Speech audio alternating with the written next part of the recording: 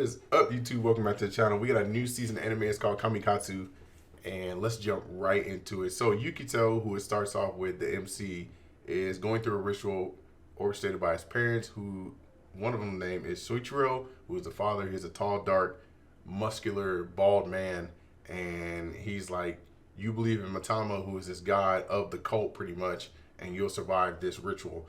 The ritual involves him getting thrown into these ravaging waves of the sea, and he's confined in his burrow. Now, when he gets thrown into there, his life flashes before his eyes. He realizes that his life sucked. He dies. That's pretty much what I got from like the first not even minute of the anime off from the get-go.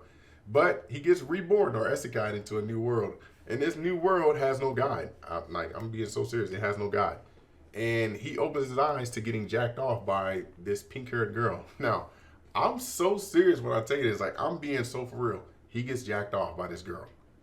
Now, going from there, this girl's name is Alluro. She runs a tavern, and she's a waitress with her sister. And, you know, that's what pays the bills in the long run. But he's looking at it from a different standpoint, as in, if I got isekai into this world, that must mean I'm going to have an adventure. Where's the Adventurers Guild? And he's saying all this stuff, and she's unfamiliar with it. And it's like, oh, you want to work? And he's like, yeah, I want to get to work. Take me there. And he gets put to work in the fields. Now, this isn't like torture fields type deal. He just like, this is what this is. Like, I thought I was gonna have an adventure, like get armor sort of, but it's not your usual isekai type deal. Like, this is way different. He meets some other villagers. One name is Clint, I believe. Looks pretty calm, cool. The other one is Roy. Roy is ridiculous. Just some pushover just a pushover, I should say. I'm gonna leave it at that. Anyway, we look at the CGI of this, and it is atrocious. It is disgusting. Like, this strange beast comes out, and it's like a ram mammoth looking thing, and it just, what the fuck were they thinking with this? I mean, I get that it's a strange beast, but this is just fucking ugly. Like, it really is. But it's not enough to turn you away from the anime. I mean, if the anime didn't turn you away with the etchiness of getting jacked off, this ugly ass beast isn't gonna turn you away either. So, knowing those two are in this, knowing just that, and you watched it past these 2 points, I think you're gonna enjoy this. And so we get more on the village and the capital, as in people get sent to the capital and put to death. Like, it's like for a greater good or something like that. I don't know why they get put to death. And, you know, you see it within the anime, like almost twice. Twice it almost happens. And I say twice because it happened once and you'll see it. Like, these individuals drink poison and die.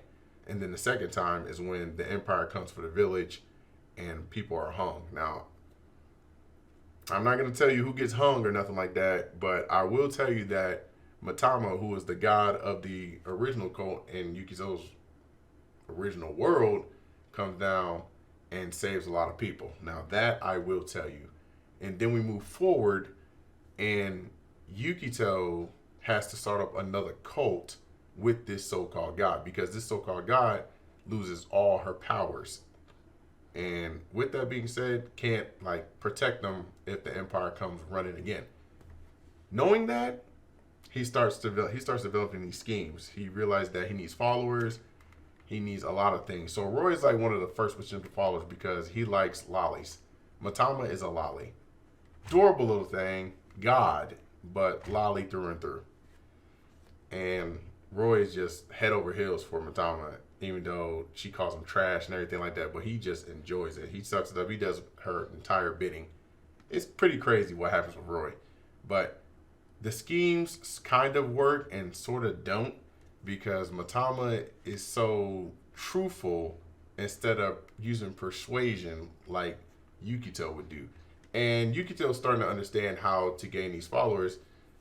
And even though he's not a follower yet, because every time they look at the numbers, he's the only number that's missing. So in the end game of the first 3 episodes, Matama does get followers and gains some of her power back, but it's not enough to really like go against an army of the kingdom if they came running. So there are some individuals that will also be in this as well. I have tweeted about them. I won't talk about them here. Just know that the gender bent character is very hot. There is a special unit within the kingdom that are otherworldly, I should say. I will not mention their names. You'll see them. Hopefully, you gain an interest in them like I am. I can't wait till episode 4 to see more of their work because they really handle business in episode 3. Let me tell you. But I hope you guys give me a like on this video. Share it with your friends. I hope this was enough to convince you. If not, I'll try to do my best in the next one. Subscribe to the channel as always. Follow on socials. And I'll see you next time. Holla at your boy.